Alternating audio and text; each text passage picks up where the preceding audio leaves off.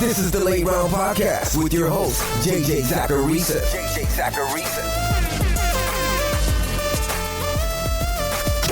What's up, everyone? It's JJ Zacharisa, the editor-in-chief at FanDuel and at NumberFire.com, and this is episode 241 of the Late Round Podcast, one of the many shows that are part of the NumberFire Podcast Network.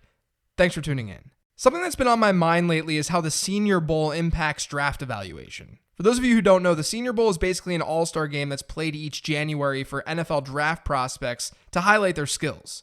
It's a place for analysts to get to know some of the players in the draft, but it's also a place to do evaluation. And I've got nothing against the Senior Bowl at all. It's a really cool thing and it's really helpful. My mind is just wondering if the Senior Bowl itself is holding too much weight with player evaluation. I've wondered this for a while, and then I saw a tweet from my pal Danny Kelly from The Ringer on Tuesday, and you can follow Danny at Danny B. Kelly. But the tweet said, Daniel Jeremiah on MTS, and this is a quote from Daniel Jeremiah. The fact that Andy Isabella was taken 2 spots ahead of DK Metcalf, it's tough. Isabella was my 188th player in the draft. He went to the Senior Bowl, he couldn't catch anything, couldn't get out of a break. Penny Hart was better than him. Now, before I go any further, I want to say that I think Daniel Jeremiah is really good at his job. I also highly doubt that all he did was watch Andy Isabella at the Senior Bowl and then log out. But this type of analysis is mainstream, and it's happening more and more frequently. And like I said, I do think the Senior Bowl is beneficial. I've never been to it, but from what I can tell, it's a great experience and we can learn a lot about these players. But this is also a classic case of the anchoring effect. The anchoring effect is where an individual relies too heavily on an initial piece of information offered when making decisions. And that piece of information is the Senior Bowl for a lot of people. I'm not saying that's the case for Daniel Jeremiah, but I do think the Senior Bowl becomes a central piece for how people are evaluating players. And this obviously brings sampling issues. It's one game, and the player in that game may be limited from a playing time perspective. When we have 20 plus games on these players to look at and analyze and get data from, it makes zero sense to put that much emphasis on one singular game. Now, some may come back and say, but it's against tough competition, so if a player dominates, it's showing us that he can dominate against good competition. And I get it, but have you guys ever not had an instance in your life where in one game or one small event, you outperformed expectation? I mean, I play a good bit of Rocket League on my PS4, and I have games where I suck against objectively inferior competition, but then sometimes my buddies and I are in some sort of like flow state and just kick everyone's ass, even if those players that we're playing against seem like they're better than us. It happens all the time. I was at a fundraiser at a bowling alley like 8 years ago, and a friend of mine bowled like a 210. He usually bowls in the 130 range. He's not going to do that consistently. But if that 210 happens during the Senior Bowl, all of a sudden he's one of the best players out there. I'm not trying to say every draft analyst does this or that the Senior Bowl doesn't matter. I'm merely pointing out something that I've noticed and think is a little bit wrong. That we shouldn't put so much emphasis on one game when there's a larger sample out there to draw conclusions from. Today is a mailbag show, but before getting to those questions, I wanted to remind you guys yet again that FanDuel's MLB Home Run Challenge is back. Enter the free Home Run Challenge contest any day from May 1st to May 30th, where you select any 3 hitters to hit home runs. If your entry has the highest total amount of home runs on the night, you'll win a share of $1,000. And if that's not enough, each daily winner will earn 1 entry into the $20,000 Home Run Championship on May 31st. For more information, visit FanDuel.com or download the app today. Eligibility restrictions apply. This first question comes from Twitter from @FFPolTsunami. Is now the best time to be selling Damien Williams in Dynasty given he's just a guy talent and the chance that Hyde could do his thing? I'm not really sure that we can call Damien Williams just a guy talent-wise and then not say the same thing about Carlos Hyde. Damien Williams was great last season after Kareem Hunt got cut. I think we've got to remember his journey to getting to Kansas City, but we can't let that overshadow what we saw in 2018. And what we saw was a really athletic and dynamic running back who not only could shoulder a decent-sized workload, but he was also effective as a receiver. Carlos Hyde got traded to a new team and then was cut. If anything, of the most recent evidence that we have of these players right now, if there's one talent in that backfield who's just a guy, it's Carlos Hyde, not Damien Williams. Now, with that being said, I talked a little bit about Damien Williams' redraft value on the podcast earlier this week, and like I said then, I think Williams is fine in redraft. He's got plenty of upside in that offense. From a dynasty perspective, I think what you do with Damien Williams is pretty straightforward. If you're in win now mode, you keep him. If you're not close to winning a title this year, you sell him to a team who could use him for 2019. That way you're sort of playing the middle here. You're saying that he really does have top 6 or so upside in 2019, and you're recognizing that. But he also might not be the starter next year. He might not hit that ceiling and be more of an RB2 in PPR. So you're playing into that as well.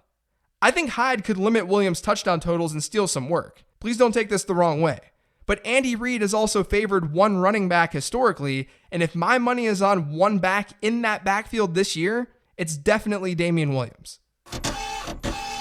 This next question is an email, which you guys can email me at jj@numberfire.com for this mailbag each week. This email says, "Hey JJ, I really enjoyed your recent podcast on utilizing front office decision making, but I was curious why you didn't mention the Eagles selection of JJ Arcega-Whiteside, or as I call him, J-Jaw. I believe it's telling the Eagles selected J-Jaw at 57, their third pick in the draft. While they grabbed Miles Sanders 4 picks ahead of J-Jaw, I think that was more of a function of scarcity of the top running back talent versus depth at wide receiver. So I don't view their pick of Sanders as meaning that J-Jaw was not an important piece of their future, i.e. possibly an Alshon Jeffrey replacement. Please share your thoughts on what the Eagles are telling us given the draft capital spent on J-Jaw. Oh, and if you can keep referring to him as J-Jaw, maybe it will stick. Thanks, and as always, keep up the great work." Yeah, I probably should have brought up Arcega-Whiteside earlier this week, especially since I was high on him entering the draft. I had him as a top 5 wide receiver. But I think you're right, and I'll get into that next week when I talk through my rookie rankings. Arcega-Whiteside will probably struggle to be super fantasy relevant in 2019. There's so much competition there with both tight ends, Alshon Jeffrey, Deshaun Jackson, Nelson Aguilar, and now they have some capable pass catchers in the backfield, namely Miles Sanders. But beyond 2019, I like J-Jaw, as you say, a lot. Nelson Aguilar may not be on the team, and D-Jax and Alshon Jeffrey will be 30 plus years old. So there's a lot to like from a long-term standpoint, but he's a tough sell for this season. And you'll hear more about this take on next week's Rookie Ranking show. This next question is from @earn19677. Who is Mecole Hardman? Why have I never heard his name before? And assuming Hill is gone, what is his dynasty outlook? Kerry Mecole Hardman, born March 12, 1998, is an American football wide receiver for the Kansas City Chiefs of the National Football League. He played college football at Georgia. Now, jokes aside, you probably haven't heard his name before because Hardman wasn't much of a producer in college. He never saw more than 15% of his team's receptions or 18% of his team's receiving yards. But he's fast. And when you combine his athletic profile with what they're losing in Tyreek Hill or what they might lose in Tyreek Hill, it's a pretty strong signal that they're trying to replace Tyreek Hill with Mecole Hardman. But again, I'll have more on him next week on the Rookie Ranking show. This next question is from @DeviantDynasty. Thoughts on why Alex Barnes didn't get drafted? Analytics profile that strong and no team even takes a late shot. Another example of running backs just don't matter. I would say going into the draft that Alex Barnes had like a 50-50 shot to get drafted. Teams just didn't seem to be into him. Draft analysts weren't into him. So I'm not that surprised that no one spent a pick on him. I think it was a mistake to not get him with a dart throw pick, but I'm not surprised that he didn't get drafted. That's just how this stuff goes. What people see on film doesn't always translate to data and measurables and vice versa. I have noticed that a lot of teams seem to make some really weird running back choices in the latter parts of the draft, though. I feel like we see that every single year. So I'm not all that concerned about my process at all in liking Alex Barnes pre-draft. He had the athletic profile and he had decent enough college production for me to be excited about what he could do in the NFL. And it's not like I had the dude as this locked-in starter at the next level. But as an undrafted guy who's now in Tennessee, his chance of succeeding isn't very high. This next question is from @Diego24FPS. Are there any veteran running backs from a currently crowded depth chart that you think might be on a different team before week 1? Yeah, I think the obvious answer to this is in Buffalo. After taking Devin Singletary in the 3rd round, they now have LaShawn McCoy, Frank Gore, TJ Yeldon, and Singletary in that backfield. So one of them's going to get cut. So I'll go with that answer for right now. This next question is from @_Rich316_. As a result of a likely suspension or release in 2019 for Tyreek Hill, what impact will it have on Mahomes' ranking? I'm a complete amateur, but would put him behind Andrew Luck, Rodgers, and Watson, but ahead of Wilson, Mayfield, and Breeze. Thoughts? Okay, so I'm not trying to be harsh when I say this. I'm just going to be brutally honest. It doesn't matter.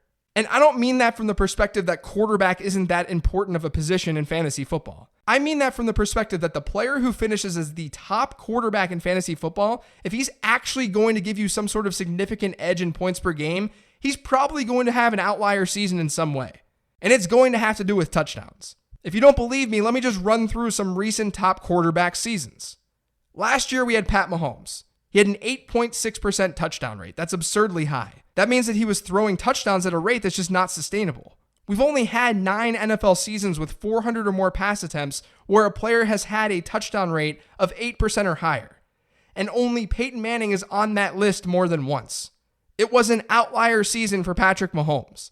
Now let's go to 2017. No quarterback was really giving you that huge of an edge, but you can narrow it down to probably Deshaun Watson before he got hurt. That season, Deshaun Watson had a 9.3% touchdown rate on 204 attempts. Another outlier. 2016. Aaron Rodgers was the best fantasy quarterback in points per game, scoring 2.1 more points per contest than the second place Matt Ryan. That year, Rodgers sort of had a lot of things come together nicely. His 6.6% touchdown rate was 0.4% above his career average, but he also threw 600 or more passes for the first time in his career. And then on top of that, he scored 4 rushing touchdowns.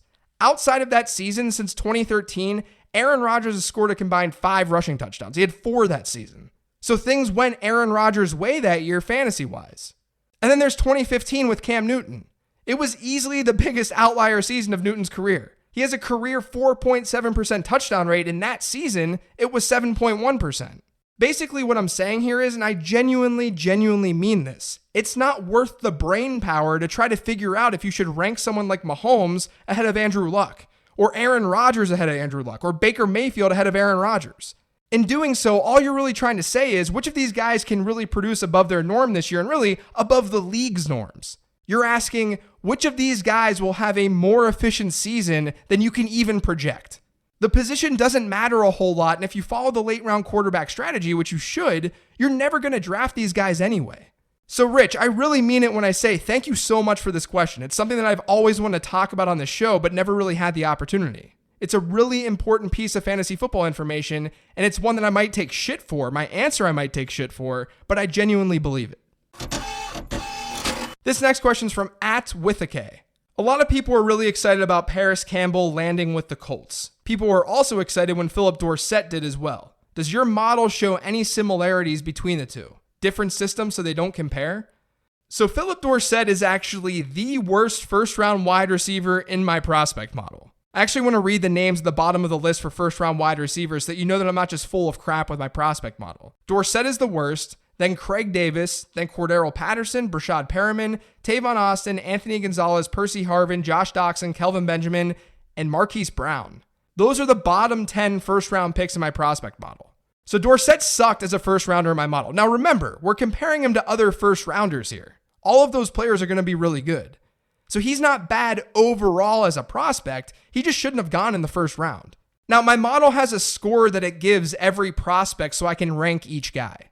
It's based on a lot of market share related numbers, some raw ones as well, draft capital, and a couple of measurables. The score itself can change when I fix the model up, so it's not really that standardized, but Dorsett has a score of 2.3, and Paris Campbell has a score of 3.1. So Paris Campbell is a better prospect according to my model, even when you consider draft capital. And for what it's worth, Calvin Johnson is the best at 6.6, Demaryius Thomas is second at 5.9, and then Amari Cooper is third at 5.7. But those numbers mean absolutely nothing to you. They don't matter. I also don't think that they're very similar players, though. You can point to the athleticism, but Paris Campbell has like 20 pounds on Philip Dorsett. Dorsett is very much a field stretcher, whereas Campbell made a living on short routes in college. It's why the pairing of Campbell and T.Y. Hilton makes a lot of sense. So overall, no, I don't see the similarities between those two prospects, and I think that Paris Campbell is a better prospect than Philip Dorsett. This last question is from @BingBing530. With several teams investing in 2 wide receivers in this draft, do you feel that has somewhat nuked the perceived depth of wide receiver value in rookie drafts based on those rookies either splitting the opportunity share or the uncertainty of which wide receiver will dominate targets? Sort of. And I say sort of because I think that you can think of this another way. This also opens up an opportunity for you and I and anyone else who's right about a prospect to really extract value. Like if I see Andy Isabella as a top 6 player in dynasty drafts, but he's being drafted in the early parts of the second round because of perceived competition, then all of a sudden I've got a lot of value. Or at least I think I have a lot of value. So I think that it can work both ways. I do think our pool shrunk a little bit because of Baltimore drafting a couple of wide receivers and because some players slipped further than we thought. But overall, I don't see this all being a completely bad thing. That's going to do it for today's show. Thanks to all of you guys for listening. If you've yet to subscribe to the Late Round Podcast, make sure you are by searching for it on iTunes, Google Play, SoundCloud, TuneIn, Stitcher, and Spotify. And if you're on iTunes, please do me a favor and leave a rating and review. You can find me on Twitter as well, @LateRoundQB. Thanks, everyone. Enjoy your weekend.